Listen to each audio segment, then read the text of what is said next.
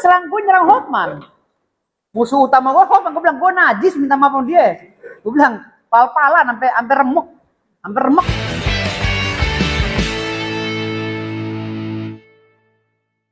Tadi Akuntansi Rasman panggil Mabes Polri atas laporan dalam tanda kutip Pentara, ya kan, dengan isunya. Gue dulu. Ya. Kalau itu gue dulu. Karena kan di Pentara. Namun tadi si Rasman, si Hotman sendiri datang untuk sebagai saksi, ya kan? Dan dia menjabarkan bahwa ada 4 poin yang terdaftar itu inisial R, F, I, sama N. Bang, sebut aja namanya, ya elah, Rasman, Firdaus, istrinya Rasman sama Elida, yang dititik beratkan kan, ya kan? Lalu si Hotman bilang, pasti kalian jadi tersangka, ya kan? Hati-hati lo Hotman, lo juga bakal jadi tersangka, inget, jangan lo kira gue diam-diam aja, ntar gue buka semua, ya kan? Slow, ya kan? Jagoan mah datangnya belakangan. Slow aja. Kalau udah jadi tersangka baru gue umumin. Ini sudah menjadi tersangka ya. Kau siap-siap. Gitu. Ancaman hukumannya 10 tahun lagi.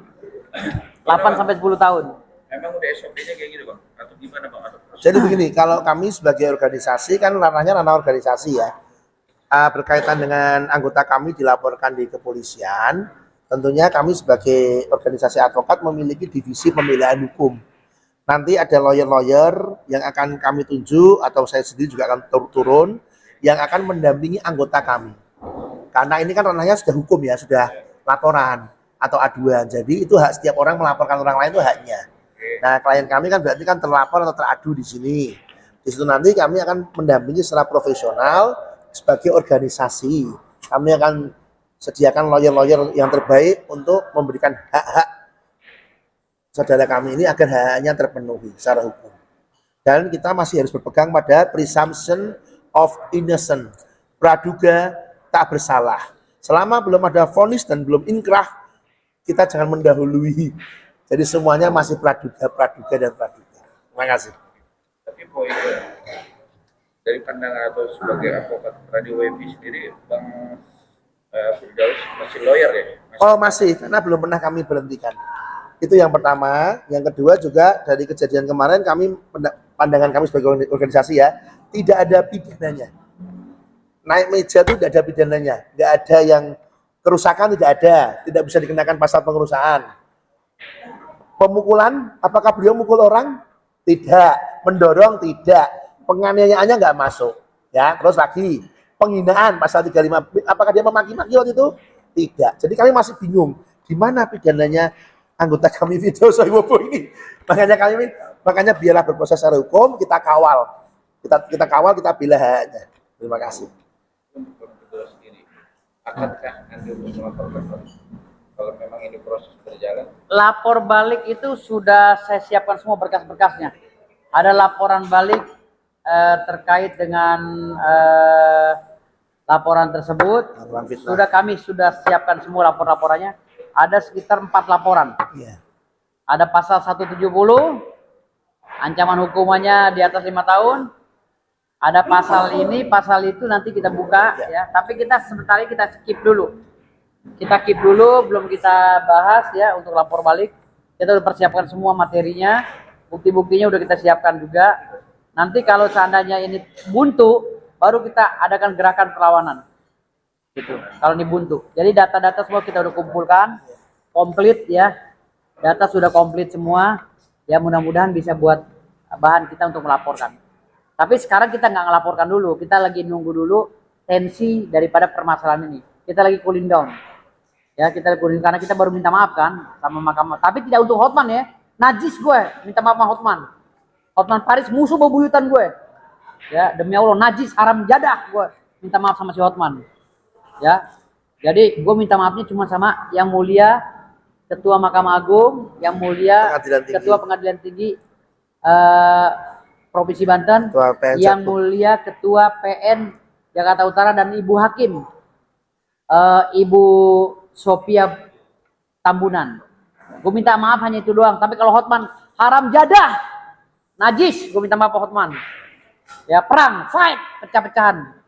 Bang, tadi itu dia berstatement bang, ya kan untuk perkara apalagi ada statement dugaan abang, juga dari Sigit mau niat untuk mempenjarakan bang, karena di sini ada poinnya. Bagaimana menjarakannya?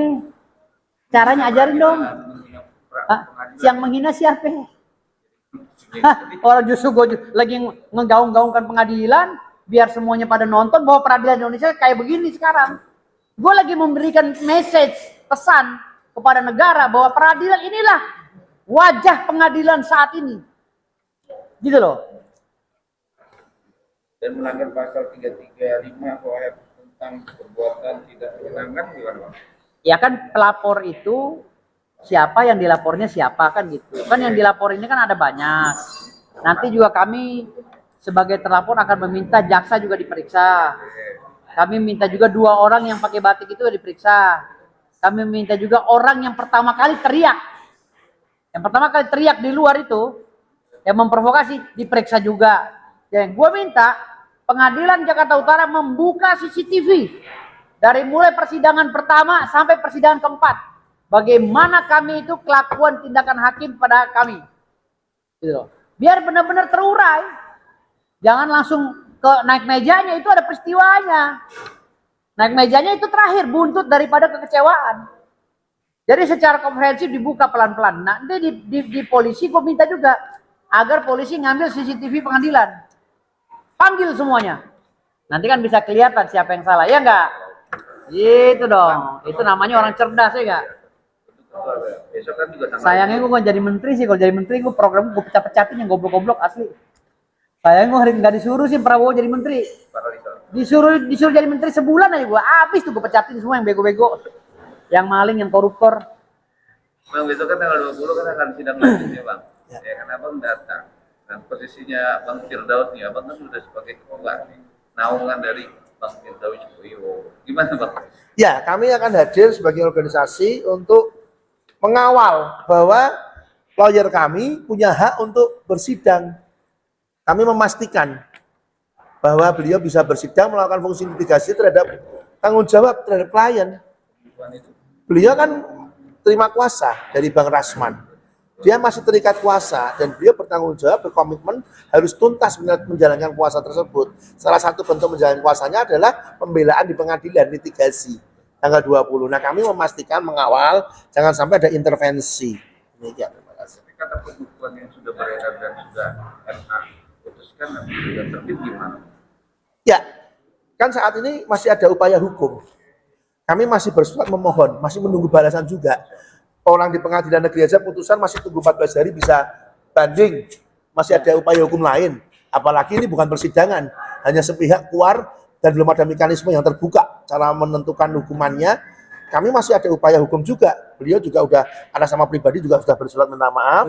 Atas nama organisasi juga udah minta maaf dan memberikan sanggahan-sanggahan dan memohon untuk diberikan jawaban kan. Kami bersurat kan dijawab harusnya. Kami kan belum dijawab.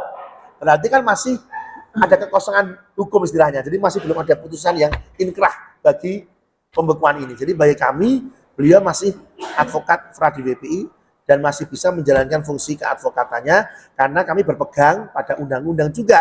Kami nggak ngawur. Kami punya pijakan hukum undang-undang advokat yang menyatakan bahwa pemecatan yang bisa melakukan adalah setelah dilakukan sidang Dewan Etik, dan Dewan Etik kamilah yang bisa mengeluarkan sanksi atas kesalahan yang menurut kami cukup berat sehingga harus dipecat. Itu pijakan kami sampai hari. Jadi kami nggak asal bunyi, kami punya pijakan hukum juga. Terima kasih. Bang, terus kata-kata bijak. Kata-kata bijaknya. Hotman Paris, lu nggak usah nyuruh gue pulang kampung. Nih kampung gue di Betawi. Gue lahir di Betawi ya, di dekat Monas lahirnya. Tanah Abang 2, Jakarta Pusat. Lahir gue di situ. Ya, ari-ari gue ditanamnya di Taman Ria, Monas. Ya. Terus gue mainnya di sekitar Jakarta Pusat. Nah lu dari kampung ngapain kemarin ngeribetin kampung gue? Orang kayak lu ya bukan orang lain. Lu yang wajib pulang kampung tuh lu Hotman, lu gak punya kampung di sini. Ya, ini kampung gue. Mau apa lo? Jangan bawa-bawa kampung, Hotman. Oke? Dan itu kata-kata bijak. Itu aja buat Hotman aja. Gue nyerang Hotman. Musuh utama gue Hoffman, gue bilang gue najis minta maaf sama dia. Gue bilang pal-palan sampai remek sama gue. Oke. Balik lagi nih Abang, ya kan menarik juga nih kata-kata bijak sudah lengkap. Ya, jadi begini kalau kata saya. Apabila di sebuah komunitas engkau melihat sebuah ketidakadilan atau kesewenang-wenangan terjadi kepada rekanmu dan kau tahu itu tidak adil, jangan diam diri.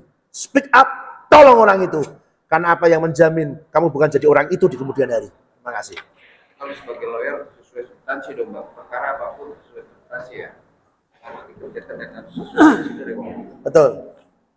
Oke, terima kasih Abang tuh.